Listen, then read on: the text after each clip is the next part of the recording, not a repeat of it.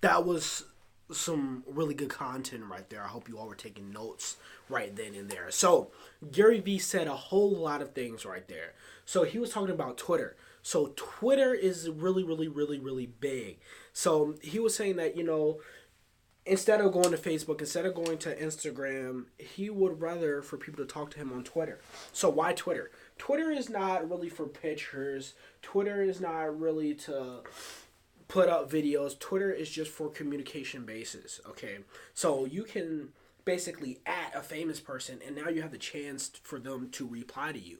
And when you at a famous person, that opens up doors for you to basically either sell a service or a product, or just have interactions with them. Ask them a question. Look, the worst thing you can do is basically nothing at all. And what he was talking about is that he was on Twitter, he was on Instagram, he was on Facebook for 12, 14, 16, 12, 14, 16, 12, 14, 16 hours a day. Look, nobody got time for that. I ain't even got time for that. Honestly, this is just too much.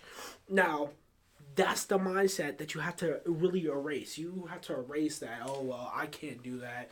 Well, I gotta do this. I gotta do that. No, it's just excuses. When you were a little kid, and I said this to my friend one day, like it just came off of the top of my head, and he was like, "Wow, that's pretty true." And I'm sure your mom has said this too. So when you were a little kid and you woke up and you got to catch the bus at 8 and it's 7:45, you have 15 minutes to take a shower, to get dressed, to go pack your lunch, to eat breakfast, to run out the door, but you did it in that time frame. So what's stopping you right now? Look, one thing we all got, no matter if we're black, no matter if we're white, no matter if we're in Alaska, no matter if we're in Mexico, no matter if I got one penny in my pocket, no matter if I got $1,000, no matter if I'm a poor man, no matter if I'm Bill Gates, we all got the same thing. We all got the same 24 hours in a day, but it all depends on what you do with it. Look, if you say, I don't have time to go on Twitter, I don't have time to post every day, because I gotta go watch a whole TV series on Netflix, or I gotta go watch a movie, or I gotta go sit on the couch, or I gotta do whatever. Okay, you can do it. Even if you saying, oh well, I gotta go work out. Okay, they have stationary bikes. They have treadmills. You can be running on the treadmill, going on Instagram, searching. Let's say you're back into the dog niche. Make sure that you write this down. This is called influencer marketing. So you are looking on Instagram. You can apply this on Instagram. You could apply this on Facebook. You can apply this on Twitter. So you go to the search and you search up dog. Just one word, dog. So for you could search up any interest you want. So if you're in the housing industry, if you rent, if you're in real estate, you could type in real estate. If you're a baker, you could type in baking. You could type in cakes. Look up all the different synonyms because you'll get something different for each one. So you type in a key interest. Now you're going to get all of these different names. So with that, what you want to do is you want to click on each profile, and what you want to do is you want to follow their followers. Okay, so there's going to be a display. So it's going to say Quentin Williams is following 7,000 people, and he has 17,000 followers. So you want to make sure that you follow my followers if I was the influencer that you were looking at. So by doing that, what are you doing there?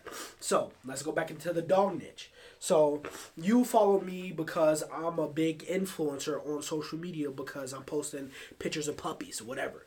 So all of these people are following me. Now you are following them because you're selling dog beds. You're selling dog shampoo. You're selling dog brushes. You're selling treats.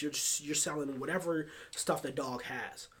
So now, because you're doing that, now you're basically, that's just like going into Walmart and you're Target and going into Walmart and taking Walmart's customers and bringing it back to Target with you, okay? Because you are providing something that they can't provide, and that is time. And that is actually interaction, okay? Look, if I got 17,000 followers, I'm not going to reply to 17,000 of you all. So, you have to go to your influencers and go grab them. And now you're going deeper into targeting your market instead of boosting your post and making and losing money. A lot of people always boost a post and they be like, "Oh, boosting doesn't work because I boost a post for $5 and nobody clicked on my link." Okay, it's more than just pressing a button. Okay, it's called looking up your audience and actually getting a targeted audience and putting your ad to whatever target market likes your interest, likes your product, likes your service. And that's what I teach at QWMC, is how you can actually do that.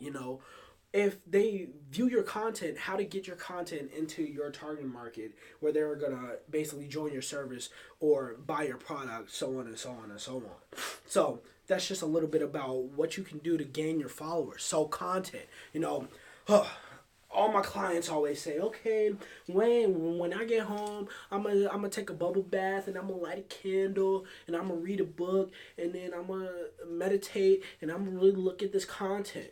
And then all of my clients get mad when they see a dude put lemon juice in his eyes with skates on the roof and put the lemon juice in his eye and skate down the roof and fall in the pool, and now he a millionaire. Everybody gets mad because of that, because they put too much thought into content. Okay, content is just that, content, and you have to look at it as macro, just like Gary Vee said. You can't look at content as like, oh, it has to be the biggest and best video. It cannot be the biggest and best video. You know why? Because this book right here, Outliers by Madam Gladwell. Read it. This book started everything. And look, I wrote more books than I read, okay? So this is a miracle that I even read this book. Well, it was because it was a class project, which I don't really do class projects anyway. But that one I actually did. So that book was saying, look, we all study the Bill Gates, the people who basically are stupid rich and how they got that, but you don't really go into the schooling part. You only go into, oh well, they had the best motivation, blah blah blah. But schools never teach that, oh well, they never went to college, or some of them even dropped out of high school. So it's the outliers, people who did things differently and basically came up because of that. And that's where the 10,000 hours rule came from. Whatever you do for 10,000 hours, you basically become good at what you do. So that's Outliers by Madam Gladwell. So that whole thing was basically talking about is that, look, you can't really dwell on the fact that you're bad at something. You have to just go out there and do what you're good at. Okay? Period.